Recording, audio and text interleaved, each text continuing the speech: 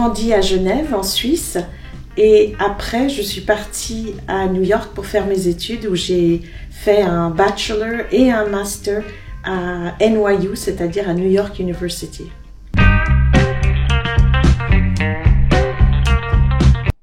Je suis arrivée à New York pour 3 mois pour un stage de langue anglaise. Et en fait, je suis tombée amoureuse de la ville et j'ai fait tout ce que je pouvais pendant ces 3 mois pour trouver une raison valable pour convaincre mes parents de me laisser rester. Je suis à New York depuis 35 ans à peu près.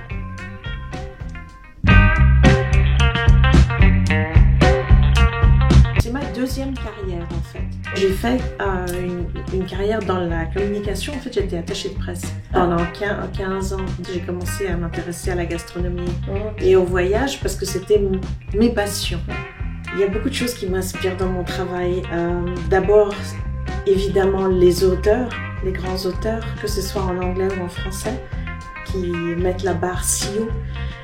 Mais en fait, comme j'ai écrit ce livre, Cassoulet Confessions, qui est une sorte de traité à la fois de gastronomie, de voyage et puis aussi d'histoire personnelle, j'ai été très inspirée par les chefs, les cuisiniers, les gens qui travaillent en fait à créer dans la cuisine de façon authentique et de façon traditionnelle.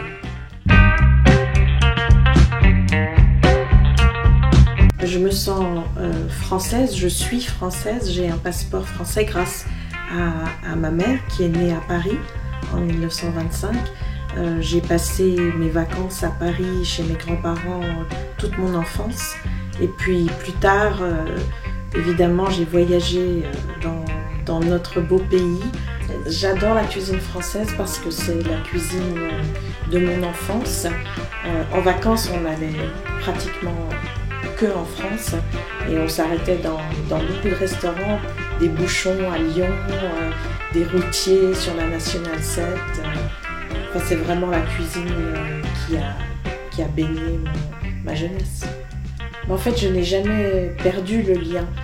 D'abord, je parle français à mes enfants et puis j'ai aussi commencé à écrire un petit peu en français. J'aimerais bien écrire plus en français. J'écris pour Histoire Magazine et j'ai aussi écrit pour Le Figaro. Et en fait, je pense en français. J'ai commencé à écrire plusieurs articles sur l'Académie universelle du cassoulet.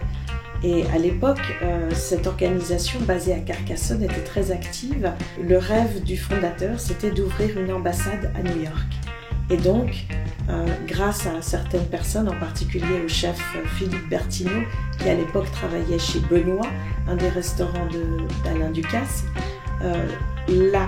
l'Académie a pu venir à New York, c'est-à-dire que nous avons eu une délégation de l'Académie universelle du cassoulet en robe rouge et béret rouge qui a défilé le long de la 5e avenue et qui est arrivée chez Benoît où ils ont préparé un cassoulet, un vrai cassoulet.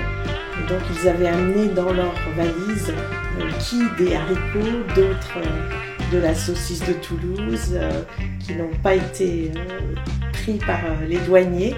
Et Philippe Bertineau a été intronisé comme ambassadeur de l'Académie universelle du cassoulet à New York.